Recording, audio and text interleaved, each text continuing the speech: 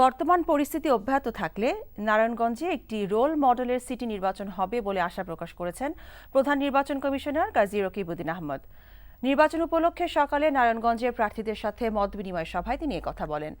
Narayanganj club মিলনায়তনে অনুষ্ঠিত এ সভায় সিইসি ছাড়াও ৩ নির্বাচন কমিশনার আব্দুল মোবারক, আবু হাফিজ ও মোহাম্মদ শাহনেওয়াজ উপস্থিত ছিলেন।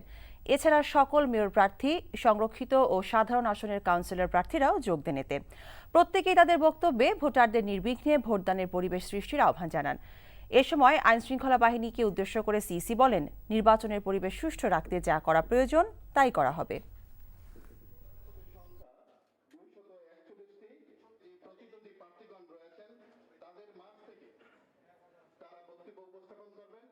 আইন শৃঙ্খলা বাহিনীর প্রতি আমার নির্দেশ, ভোট কেন্দ্রে সুষ্ঠু শান্তিপূর্ণ পরিবেশ সকল সময়ে মেনটেন করতে হবে।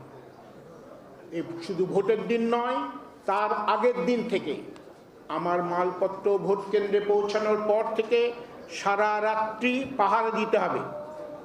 কোনো রকমের বিশৃঙ্খলা আমরা বরদাস্ত করব না।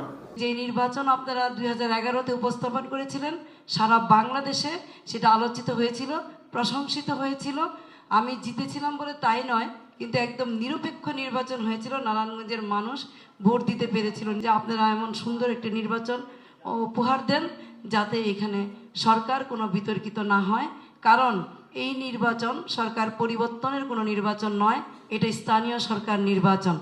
নিরাপদে আমাদের ভোট কেন্দ্রে যেতে পারবো, আমরা কি আমাদের পছন্দসই প্রার্থীকে ভোট দিতে পারবো, সেই বিষয়টা আপনারা নিশ্চিত করেন। তাহলে আমরা ভোট কেন্দ্রে যাব এবং ভোট দিব। আমি মনে করি যে নির্বাচন কমিশন এবং প্রশাসন সেই মূল্য দিবেন এবং জনগণের ভোটের অধিকারটা রক্ষা করবেন।